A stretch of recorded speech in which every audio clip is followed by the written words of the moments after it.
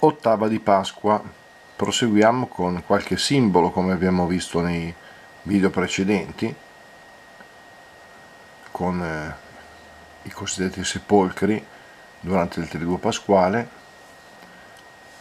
con l'alberello con appesi le uova, anche quei fiori, i pulcini sotto di puresit, e pensando alle uova, ecco qui du veio e fin du riz, anzi no, questi le une fin du riz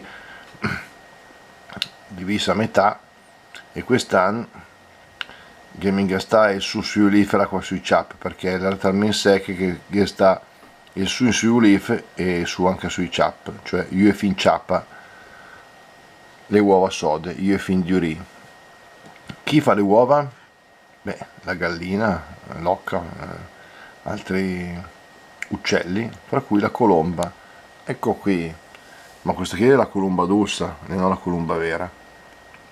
Colomba simbolo di pace, con sui bei armandul, quindi questa è una colomba ovviamente da degustare, però sempre simbolo della Pasqua. E un bel œuf tel qui, un bel œuf de cicolat, ma che bello, cicolat fondente,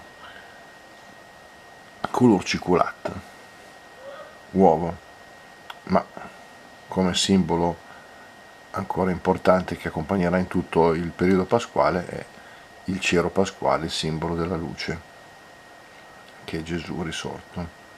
Ecco qua, ancora appunto altri simboli che ci hanno accompagnato e ci accompagnano in questo periodo, per cui possiamo ancora augurare buona Pasqua a tutti. Ciao ciao.